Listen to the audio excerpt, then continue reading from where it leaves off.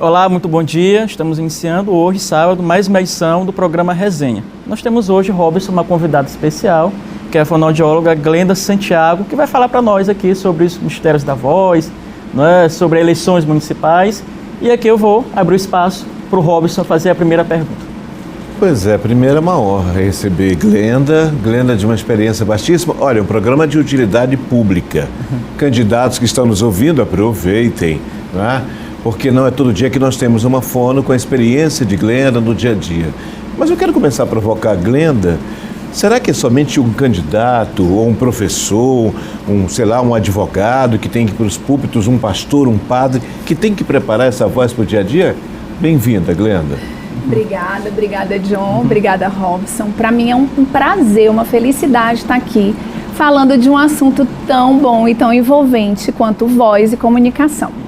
Em relação à sua pergunta, Robson, as pessoas têm mesmo essa crença.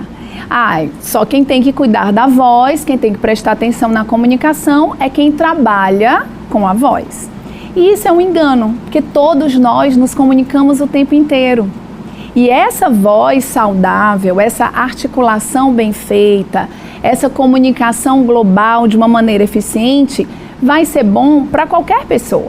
Seja criança, adulto, idoso, todos nós temos que ter uma comunicação equilibrada e eficiente. Mas de que forma a voz poderia, portanto, contribuir, por exemplo, uma pessoa numa empresa, né, numa profissão, de que forma a expressão, a comunicação ajuda? A gente tem duas pregas vocais localizadas nesse tubinho aqui do nosso pescoço, que é a laringe, e elas são duas pregas formadas por músculos, muito pequenininhas. E quando o ar volta dos pulmões aqui para fora, faz um movimento de vibração. Esse movimento de vibração, ele é responsável por produzir a voz que a gente escuta. E essa voz, ela é uma voz que tem que combinar com você. Certo. Então, se você tem uma voz que combina com você, que é uma voz saudável, uma voz que consegue atingir o ouvido do outro e você se comunicar de uma maneira efetiva, é a voz que a gente busca, é a voz que a gente quer, tá? Só que essa voz, para determinadas profissões, ela precisa de um requinte um pouco maior, né? Então, por exemplo, para repórteres e apresentadores, tem que ser uma voz um pouco mais grave, tem que ser uma voz mais projetada. Para um político, a mesma coisa, uma voz que tenha potência, que tenha projeção. Para o professor, uma voz que tenha resistência, porque geralmente ele vai falar durante muitas horas. Então, para cada profissão, existem qualidades diferentes, tanto para a voz, que é o som que a gente escuta, quanto para os recursos de comunicação, que vai do gestual das mãos, da articulação, do gestual do rosto. Então, para cada profissão, a gente pode aperfeiçoar esses recursos de comunicação e tornar um profissional mais eficiente. Robson, só uma licencinha, porque há uma máxima que diz o seguinte, que o importante é se comunicar, não importa a forma. Você concorda com isso ou é importante atrelar as duas coisas, né? Você falar bem e também se comunicar. Eu discordo, John. Por quê? Eu falo muito para os meus pacientes que a nossa comunicação é um presente. É um presente do que eu estou pensando, transformo em palavras e transmito para você. Então, todo mundo gosta de ganhar um presente bem embalado. Se eu te dou um presente, por mais simples que ele seja, mas ele está numa caixa dourada, com um laço muito lindo vermelho, você já recebe esse presente de uma maneira melhor. E a nossa comunicação é assim. A forma que a gente se comunica é a embalagem que eu formo para entregar esse conteúdo que é a minha comunicação. Então, da melhor maneira que eu puder fazer, né, essa comunicação, com certeza o impacto para outra pessoa, essa recepção da minha informação vai ser muito melhor. Professor, por exemplo, que termina a aula e fica falando no corredor e já vai depois para outra aula, que ele não para. Existe alguma forma? Qual é? Você tem que ter um silêncio ali para aquietar cordas vocais? Outra pergunta, eu vou juntar com essa. Por exemplo, não, mas eu vou colocar um sprayzinho aqui de não sei o quê, uma substância que pode melhorar a minha voz. Eu acho que esse spray vai melhorar. Ou então o cara que vai, por exemplo, estar na campanha política, não, eu vou tomar um pouquinho de uma pinga aqui, um álcool, e vai ficar legal. O que existe aí de mito e de verdade nessas histórias? Bem, falando antes, né, dos mitos e verdades, que é uma coisa muito interessante para a gente tocar nesse assunto, Falando um pouquinho do professor. Para quem é professor, a primeira coisa que ele tem que pensar é como eu cuido do meu instrumento de trabalho, que são minhas pregas vocais. Eu não posso me guiar pelos cuidados de uma outra pessoa. Eu não posso dizer assim, mas fulano dá menos horas de aula do que eu e não fica rouco. E eu tô dando X horas, que é menos, e eu fico rouco. Cada organismo reage de uma maneira aos maus hábitos vocais. Então, eu preciso hidratar, eu preciso ter as ilhas de silêncio. Eu falo para os meus pacientes que quando a prega vocal tem que descansar, ele não pode cantarolar dentro do carro, ele não pode cantar no chuveiro, ele não pode ficar pensando em voz alta. O silêncio faz parte dos cuidados vocais. Esses músculos precisam descansar, assim como a nossa perna precisa descansar depois de uma longa caminhada, minhas pregas vocais também precisam descansar.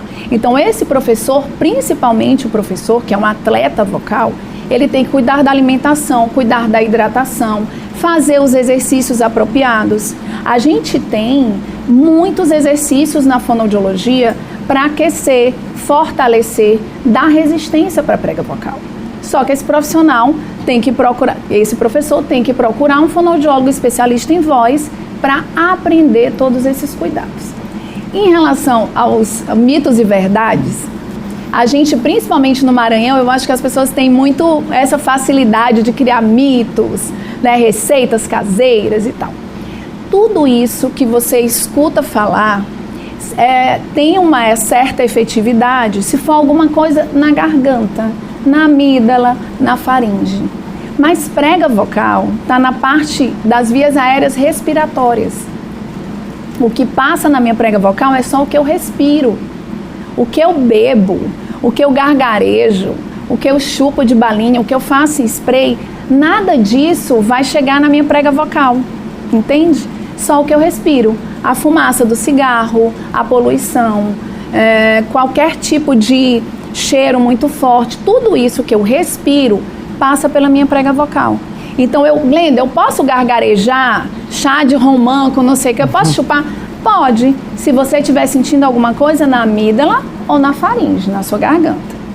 Mas se você estiver sentindo alguma coisa na prega vocal, na sua voz, isso não vai ser eficiente de maneira nenhuma. Muita gente pensa, né, que fonoaudiólogo é só voz. Mas eu vi você falando de respiração, respiração também, né, audição, é todo um conjunto, não é isso? Exatamente. O fonoaudiólogo é um profissional que cuida da comunicação humana, seja nos aspectos de mastigação, deglutição, audição, articulação, voz, expressividade, toda essa parte de gestos, eles também fazem parte, né? Não são responsáveis pela minha voz, nem pela minha fala, mas complementam o meu discurso. Então, o fonoaudiólogo é o profissional preparado para trabalhar todos esses aspectos. A profissão nova, inclusive, só de 30 anos, não é isso? Isso. Muito novo ainda. Não tem tanto tempo, mas a gente está... Uma ciência que está se renovando e se descobrindo, com muita tecnologia. Hoje a gente já tem aplicativos de celular, a gente já tem laboratório de voz que são feitos no computador, análise acústica da voz, que fazem com que você consiga mostrar gráficos para os pacientes, né, dessa voz. Então, para quem tem muita dificuldade em escutar a própria voz e reconhecer os aspectos dessa voz, a gente tem hoje como fazer os gráficos e mostrar visualmente para o paciente os aspectos da voz. Glenda, nós estamos no ano eleitoral e eu queria agora que você situasse muitos desses candidatos. Existe hoje praticamente quase 1000 candidatos a vereador, sem falar dos 11 candidatos à prefeitura. Falar de uma forma geral, como é que eles devem se portar? Nós estamos no período em que coloca-se a máscara, meu rosto cobriu, então, quer dizer, isso de alguma forma a gente já perdeu um pouco dessa voz.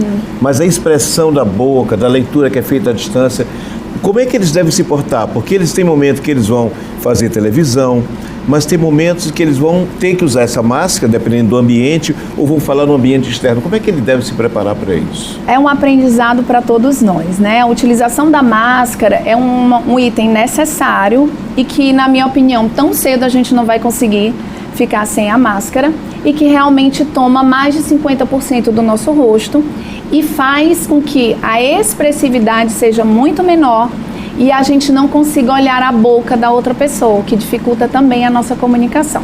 Porque nós que escutamos também fazemos leitura labial. A gente gosta de uma pessoa que articula bem, que fala muito bem as palavras, que abre a boca. E com a utilização da máscara, você perde esse feedback visual da outra pessoa, o que complica mesmo essa questão da comunicação. Mas o que é que eu falo para os meus pacientes que estão com o uso de máscara em eleições agora, em campanha política? Que eles precisam exagerar na questão do olhar e dos movimentos de sobrancelha. O que sobra no rosto, que consegue se expressar, é a parte superior, onde eu tenho olhos e sobrancelha. E eu preciso saber usar isso.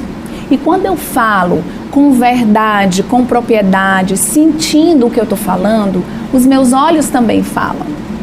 A gente tem uma expressividade de olhar.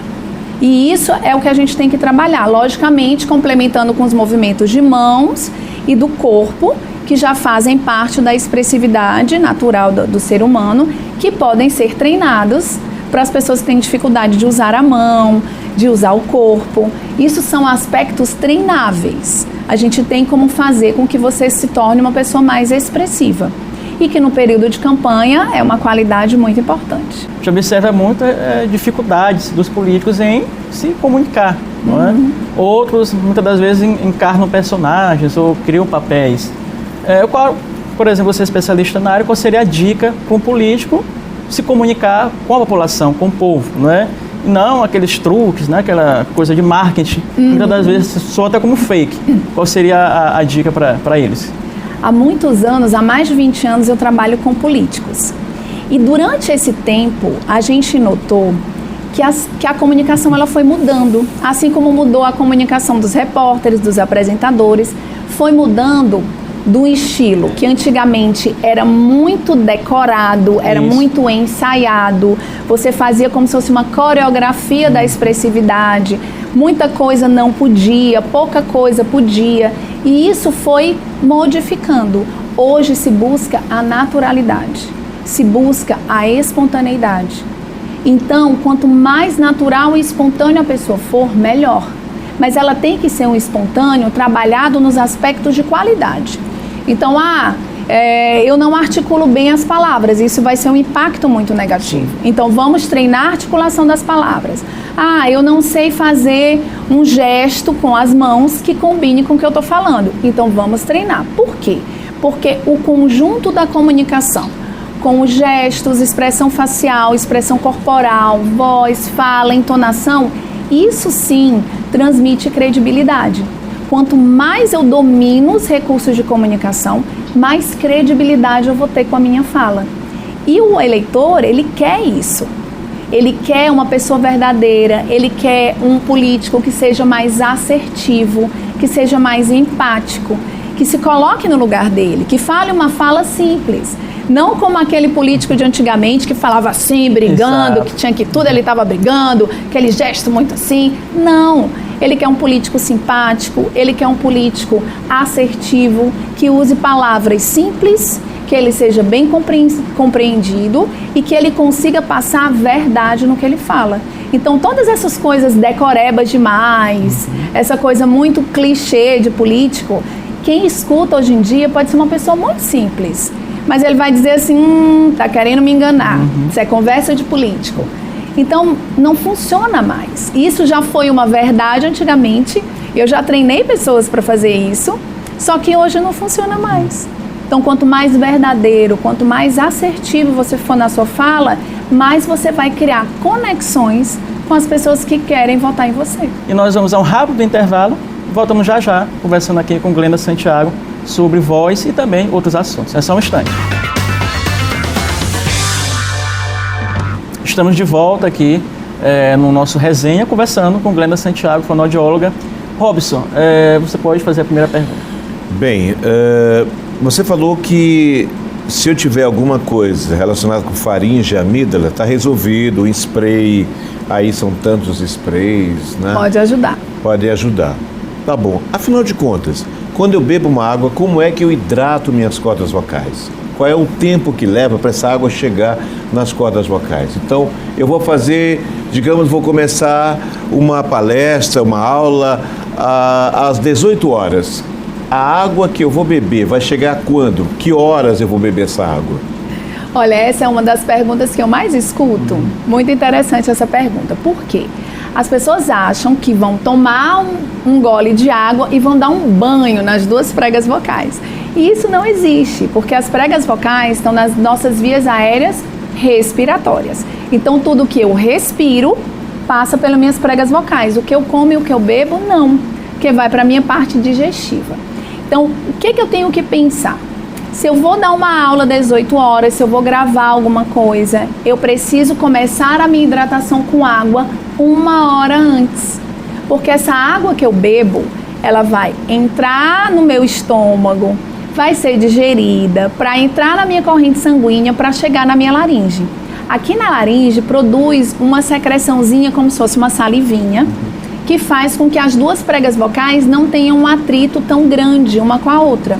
Então elas precisam dessa lubrificação aqui dentro. Quando eu faço a ingestão de água, eu preciso esperar todo o ciclo de digestão para chegar lá. Mas eu posso hidratar ela instantaneamente fazendo a nebulização, só com soro. Quando eu pego um nebulizador e faço uma nebulização, eu estou respirando um ar úmido. Aí eu tenho uma hidratação imediata de nariz, de faringe e da região da laringe com as pregas vocais. Então, os meus pacientes que são políticos já sabem. Tem que andar com seu nebulizadorzinho, fazendo uma boa hidratação, tanto com água quanto com a nebulização. Glenda, e se durante uma palestra você tiver sede ou tiver com a garganta ressecada, o que fazer? Tomar água. Então, essa água, ela também ajuda na questão da boca. Quando a gente está numa situação de mais estresse, de tensão, de ansiedade, existe uma reação fisiológica que é de ressecamento da nossa boca. Então a gente olha aquela pessoa mais nervosa, ela fica como se ela estivesse procurando saliva. Isso. Então, você ter uma água e fazer uma ingestão da água durante o período de fala é excelente. Vai te dar um conforto de boca, mas não um conforto na prega vocal. Entendeu? Pessoas que trabalham com ar-condicionado. O ar-condicionado tira a umidade, tanto é que ele cai lá fora, não é? Verdade. O caninho. Então, é preciso, então, um cuidado maior para quem está dentro de um ambiente de ar-condicionado para falar? Na verdade, quase todos nós ficamos no ar-condicionado o tempo inteiro. E o ar-condicionado, ele produz um ar seco. Consequentemente, vai ressecar nossa pele, nosso nariz, nosso olho e nossas vias respiratórias, incluindo prega vocal. Então, sim, se eu durmo no ar-condicionado, se eu passo o dia no ar-condicionado, se eu fico muito tempo no carro com ar-condicionado, eu preciso caprichar mais nos meus processos de hidratação. E nesse contexto, por não, por vontade. Pode ser? Porque são tantos assuntos com a Glenda. Vai lá. Vamos aqui. Você vai fazer o trabalho, um locutor vai entrar no ar, ou vai apresentador, aí ele adora chocolate. Ele pega chocolate na bolsa, diz que as mulheres, os homens também carregam chocolates na bolsa. Aí você pega o chocolate, põe e vai. O que isso pode influir na tua fala? Isso. A gente fala que leite, chocolate e os derivados de leite em geral, eles fazem com que exista uma maior viscosidade da saliva. Então, se você perceber, em algumas pessoas isso acontece mais, em outras menos, a saliva fica mais grossa, fica mais espessa. 20, 30 minutos depois que você ingere leite e derivados, principalmente chocolate. Se a saliva tá assim, consequentemente, a secreção laríngea também. E isso pode te gerar um pigarro. Aquela sensação que tem alguma coisa lá na prega vocal que está atrapalhando o processo de vibração. Então, o que é o ideal? Que você não faça a ingestão de leite e derivados quando você for utilizar profissionalmente a voz. Não é que nunca mais você vai comer chocolate, mas escolha bem os momentos de comer o chocolate. Glenda, tem muitos que gesticulam muito, mas não conseguem falar adequadamente, pronunciar as palavras. Como conjugar tudo isso? Eu brinco muito com os meus pacientes, John, quando eles dizem assim, a minha mão tem vida própria, eu não consigo controlar as minhas mãos quando eu estou falando. Então eu digo para eles que trabalhar gestos, expressão facial e corporal é um trabalho de construção. É você treinar.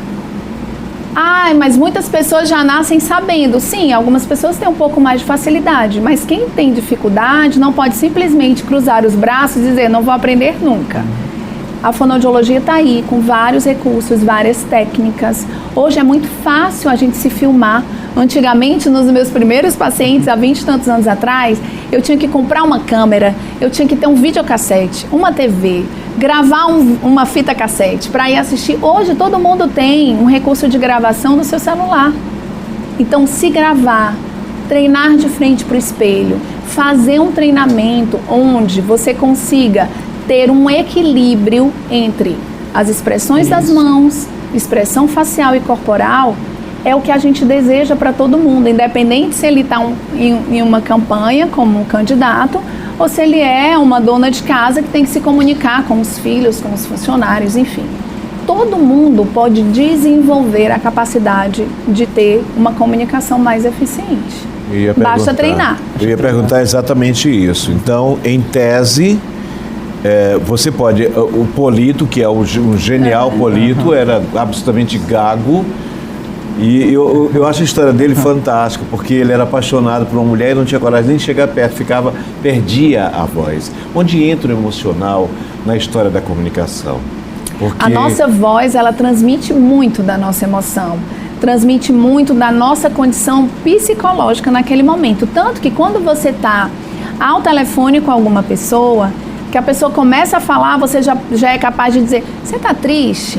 O que foi que aconteceu? Ou então, nossa, me dá logo essa notícia porque eu estou vendo que você está muito empolgado. Então, através da voz, a gente transmite muito de sentimento. E também existem as questões hormonais. Então, quando eu estou muito nervoso, quando eu levo um susto, quando eu estou passando por um momento de pânico, existem muitas descargas hormonais, existem muitas coisas fisiológicas do nosso organismo que podem, sim, fazer com que eu perca a minha voz, com que minha voz fique trêmula, com que eu tenha alterações vocais que não são propriamente de doenças na prega vocal, mas que podem refletir negativamente, me dando uma ausência de voz ou uma voz ruim naquele momento. Posso citar um caso? Eu vivi uma experiência terrível. Eu fui a um alergista, um amigo querido, e ele disse, olha, eu estava com urticária nervosa. E ele disse, eu vou te dar aqui essa injeçãozinha, porque se tu sentires, porque forma um edema dentro na glote, e você pode ter uma obstrução de glote, e você pode ter anóxia. Eu sabia disso, já estava em farmácia na época. Aquilo ali foi tão impactante, eu me lembro muito bem que eu trabalhava no outra emissora, eu cheguei lá sem voz. Eu estava falando normal antes dele me dizer isso. E quando eu cheguei por lá, 2 horas depois a minha voz foi voltando e eu fui tentando me trabalhar psicologicamente, mas eu perdi a voz. Então pode ser que uma pessoa vá para o seu ambiente para falar, defender o trabalho na faculdade, talvez alunos estejam aqui nos ouvindo. Agora a gente está defendendo através de videoconferência, até as defesas, né? As monografias estão sendo, mesmo em videoconferência. Vamos jogar para esse ambiente? Vamos. Hoje as pessoas estão ali ligando um celular, pendura o celular, coloca. Como se preparar para esse momento, para isso? Te dá mais liberdade? Como é que teus pacientes, por exemplo, eles trabalham isso? É mais fácil a gente falar diante de uma câmera que para as pessoas numa live do que, por exemplo, presencialmente? São duas coisas totalmente diferentes. E as pessoas têm tido muito medo de falar nas lives, de falar nas videoconferências, porque é um meio que a pessoa não domina. Muitas pessoas estão fazendo isso pela primeira vez. E é estranho você falar para uma máquina. Você não tem o feedback do olhar, você não lê a expressão facial do outro para saber se o que você está falando é interessante ou não, se o outro está ficando com sono ou não. Nosso cérebro, ele precisa desses feedbacks, das nossas microexpressões. Quando eu estou falando para uma telinha do celular ou então para aquela câmera do meu computador, eu não tenho esse feedback. Então, o nosso cérebro, ele fica muito mais cansado, ele fica muito mais sem controle naquele momento. Por isso que a gente falar para a máquina se torna mais cansativo do que a gente conversar presencialmente com um amigo. Então eu converso muito com os meus pacientes para que eles só façam a exposição no meio virtual, através de uma live ou de uma videoconferência, depois de treinar. Por quê? Eles precisam se sentir seguros. Se a gente não está seguro, se a gente está com muito medo, se não consegue posicionar de maneira correta, fazer a iluminação de maneira correta, existem vários aspectos que podem deixar você mais confortável, e quando você domina esses aspectos, você tem sim como estar mais apto a falar, né, ter uma comunicação mais eficiente no meio online.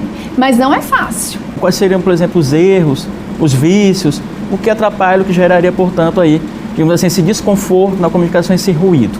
Quando eu estou numa plateia e vou assistir alguém falar, o que me prende? Sim. Me prende uma articulação clara. Então, se aquela pessoa fica falando com a boca muito pequenininha ali, onde eu não consigo entender direito o que ela está falando, eu já começo a perder o meu interesse. Pronto. Se a voz é alterada, se é uma voz rouca, uma voz muito com nariz... Se oscila muito também, né? Se oscila muito, aquela voz instável, aquilo dali já começa a me dar uma agonia e eu já começo a não querer prestar atenção. A questão do conteúdo, que é super importante. Eu preciso ter domínio do conteúdo que eu for falar, para que eu passe essa credibilidade, para que a minha fala seja interessante. Então, o conteúdo ele também é importante. Mas de que maneira eu estou organizando a minha fala? Será que eu estou sendo clara? Se eu estou sendo sucinta, específica e generosa, que é o que eu falo sempre para os meus pacientes, eu preciso ser sucinta. Eu preciso falar em um menor tempo, porque as pessoas não têm mais paciência. Eu preciso ser específica. Quando eu estiver falando de uma coisa, falar só daquilo, depois eu passo para um outro assunto. E eu preciso ser generosa, eu preciso ser empática, eu preciso colocar emoção no que eu estou falando. E aí eu consigo prender. Se eu não respeito esses aspectos da comunicação, as pessoas não conseguem ficar com foco em mim. Principalmente hoje, que a gente tem um competidor enorme ali todo o tempo com o nosso ouvinte ali, com a pessoa que a gente está querendo passar, que é o celular. O celular é muito interessante. Então, ele apita, ele vibra, ele acende luzinha. Então, toda hora ele chama a atenção do dono. Se eu não estou sendo uma pessoa que está prendendo a sua atenção, você vai para o celular. Então, a gente fica nessa competição em sala de aula como professor, numa conversa até num restaurante ou na casa de amigos, a gente também tem essa competição, toda hora as pessoas estão ali checando o celular. Então, quanto melhor eu domino a arte de conversar, a arte de falar, mais eu prendo a atenção. Se eu não domino, eu preciso me trabalhar, porque eu sempre vou estar perdendo essa competição para as redes sociais, para o WhatsApp, para o meu celular. Te agradece, Glenda, portanto, a participação aqui no Resenha e vai voltar outras vezes, não é isso, Robson? Pois é, que isso de alguma forma possa ajudar. Aí, como eu falei, o programa hoje é de utilidade pública e uma generosa participação da Glenda, que topou vir para cá para conversar e compartilhar com a gente, que eu acho tão bom essa coisa de compartilhar esse conhecimento. Não desistam de trabalhar a comunicação de vocês, todo mundo pode se comunicar melhor. Bom, é isso. A gente volta no próximo sábado com Resenha e até lá. Tchau!